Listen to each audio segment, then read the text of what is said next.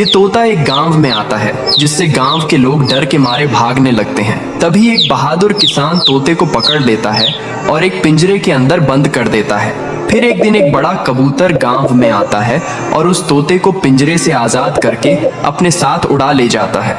फिर तोता और कबूतर वहां से बहुत दूर भाग आते हैं, लेकिन तोता रोने लगता है क्योंकि किसी ने लाइक सब्सक्राइब नहीं किया।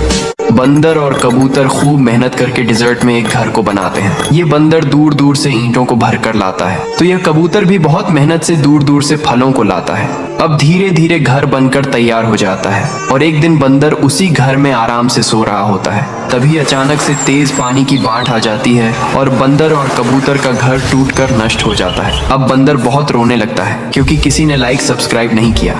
ये बच्चा किसी का सड़क पर जा रहा होता है, तभी ये ट्रक बच्चे से टक्कर मार देता है और बच्चा घायल हो जाता है। तभी ये बिल्ली बच्चे को देख लेती है और बच्चे के पास भागते हुए आती है। फिर बच्चे को उठाकर अपने साथ घर ले जाती है और बच्चे का इलाज करने लग जाती है। फिर बच्चे के शरीर में पट्टी को बांधती है, लेकिन बच्चा रो रहा होता है तो बच्चे के लिए दूध लेने जाती है। फिर बच्चा को दूध पिलाती है और बच्चा बिल्कुल ठीक हो जाता है। लेकिन बिल्ली रोने लगती है क्योंकि किसी ने लाइक सब्सक्राइब नहीं किया। ये पुलिस का बच्चा मजे से मधुमक्खियों के छत्ते से शहद को खा लेता है। तभी मधुमक्खियां बच्चे के ऊपर हमला कर देती हैं और बच्चा दर्द के मारे चिल्लाते हुए भागता है और बच्चा का शरीर मधुमक्खियों के छत्ते जैसा हो जाता है। फिर बच्चा दौड़ते हुए एक बकरी के पास जाता है और बकरी अपने दूध से बच्चे को ठीक करने लगती है और बच्चा बिल्कुल ठीक हो जाता है। लेकिन फिर बकरी रोने लगती है क्योंकि किसी ने लाइक सब्सक्राइब नहीं।